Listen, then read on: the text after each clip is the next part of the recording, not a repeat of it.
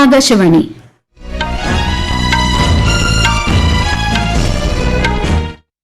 നമസ്കാരം.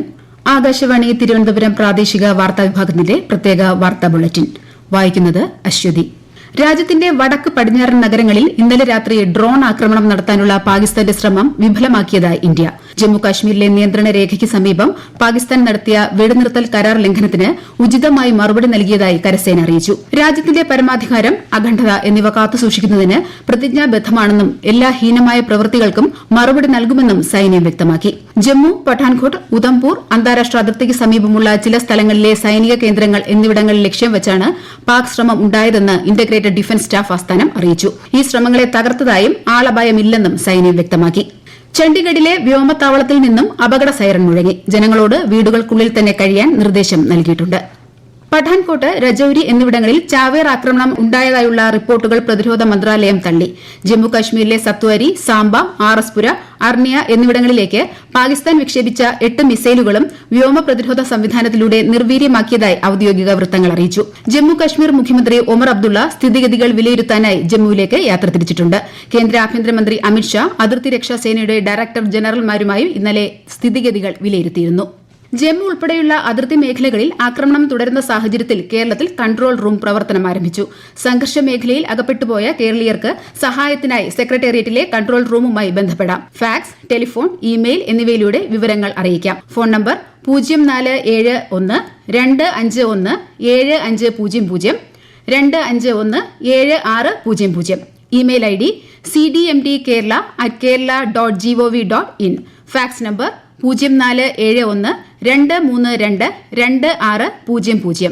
ആഭ്യന്തര വകുപ്പ് സെക്രട്ടറിക്കാണ് കൺട്രോൾ റൂമിന്റെ ഏകോപന ചുമതല. പാകിസ്ഥാനിലെയും പാക് അധിനിവേശ കാശ്മീരിലെയും ഭീകര കേന്ദ്രങ്ങൾക്കെതിരെ ഇന്ത്യ നടത്തിയ പ്രത്യാക്രമണത്തെ തുടർന്ന് പാകിസ്ഥാൻ വ്യാജ വിവരങ്ങൾ പ്രചരിപ്പിക്കുന്നത് തുടരുകയാണെന്ന് കേന്ദ്ര സർക്കാർ. പാകിസ്ഥാൻ അനുകൂല സോഷ്യൽ മീഡിയ അക്കൌണ്ടുകൾ വഴി പ്രചരിപ്പിക്കുന്ന വ്യാജ വാർത്തകൾക്കെതിരെ പൊതുജനങ്ങൾ ജാഗ്രത പാലിക്കണമെന്ന് കേന്ദ്രം നിർദ്ദേശം നൽകി.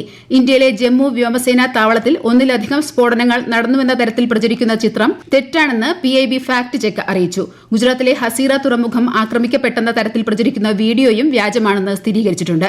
രാജ്യത്ത് 3 ദിവസത്തേക്ക് ATMകൾ അടച്ചിടും എന്ന തരത്തിൽ പ്രചരിക്കുന്ന വാട്സ്ആപ്പ് മെസ്സേജുകൾ വസ്തുതാ വിരുദ്ധമാണെന്നും അധികൃതർ വ്യക്തമാക്കി.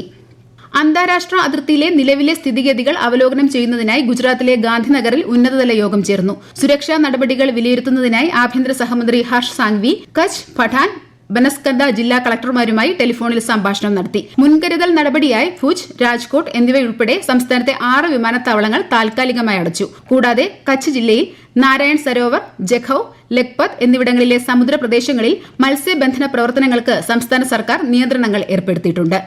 ഡൽഹി വിമാനത്താവളത്തിലെ പ്രവർത്തനങ്ങൾ സാധാരണ നിലയിലായിരിക്കുമെന്ന് അധികൃതർ അറിയിച്ചു. എന്നാൽ നിലവിലെ സാഹചര്യങ്ങൾ കണക്കിലെടുത്ത് വിമാനങ്ങളുടെ സമയക്രമത്തിൽ മാറ്റം വരാനും റദ്ദാക്കാനും സാധ്യതയുണ്ട്. വിവരങ്ങൾക്കായി ഔദ്യോഗിക വൃത്തങ്ങളെ ആശ്രയിക്കണമെന്ന് അധികൃതർ അഭ്യർത്ഥിച്ചു. രാജ്യത്തുടനീളമുള്ള വിമാനത്താവളങ്ങൾ അടച്ചിട്ടിരിക്കുകയാണെന്ന മാധ്യമ റിപ്പോർട്ടുകൾ വ്യോമയാന മന്ത്രാലയം നിഷേധിച്ചു. 24 വിമാനത്താവളങ്ങൾ മാത്രമാണ് നിലവിൽ അടച്ചിട്ടുള്ളത്. അതേസമയം പാക് പ്രകോപനത്തിന്റെ പശ്ചാത്തലത്തിൽ കിഷൻഗഡ്, ഭൂന്ദർ, ലുധിയാന വിമാനത്താവളങ്ങൾ അടച്ചു.